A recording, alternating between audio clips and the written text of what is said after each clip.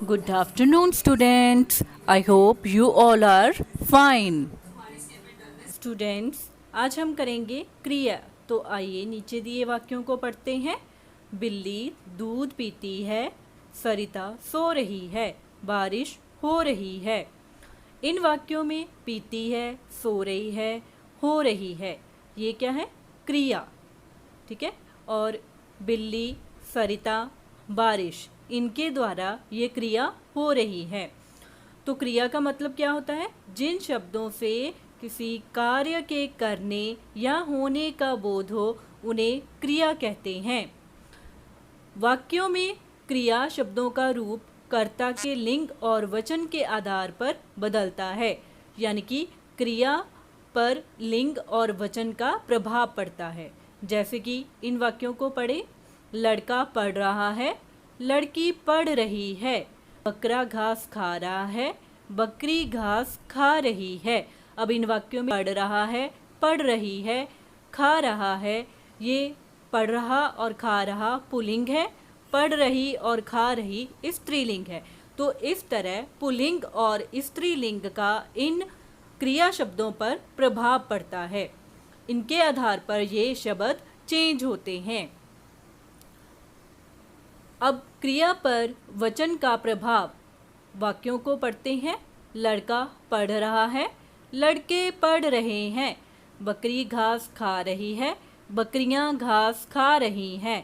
अब इन वाक्यों में पढ़ रहा है और खा रही है, इन वाक्यों से एक वचन का बोध होता है। और दूसरी तरफ पढ़ रहे हैं और खा रही हैं, इन वाक्यों से बहुवचन का बोध होता है। इस तरह से वचन का भी क्रिया पर प्रभाव पड़ता है। एक वचन में क्रिया एक होती है और बहुवचन में ज़्यादा हो जाती हैं। क्रिया के भेद। सकर्मक क्रिया, अकर्मक क्रिया, इसके दो भेद होते हैं, सकर्मक क्रिया और अकर्मक क्रिया। सबसे पहले करेंगे सकर्मक क्रिया। ये दो शब्दों से मिलकर बना है, स और कर्मक। स का मतलब होता है सहित और कर्मक का मतलब होता है कर्म के, यानी कर्म के साथ। जिस वाक्य में क्रिया का कर्म पाया जाता है वह सकर्मक क्रिया कहलाती है। जैसे बंदर केला खा रहा है। अब इसको प्रश्न के माध्यम से करेंगे। बंदर क्या खा रहा है? जिसका आंसर है केला। केला बंदर के द्वारा किया जाने वाला कर्म है। ठीक है। दूसरी तरफ अनुराग तबला बजा रहा है।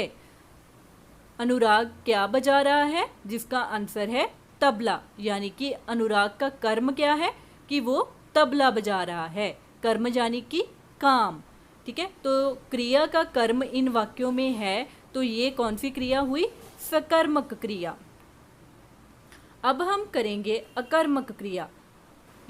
ये भी दो शब्दों से मिलकर बना है, अ प्लस कर्मक। अ का मतलब होता है बिना और कर्मक कर्म के, दोनों को मिलाकर क्या बना?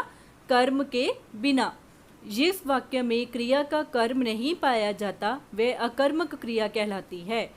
अब वाक्य पढ़ते हैं। बच्चा रो रहा है। इस वाक्य में बच्चा क्या रो रहा है? इसका हमारे पास कोई उत्तर नहीं है, इसलिए ये कौन सी क्रिया है? अकर्मक क्रिया।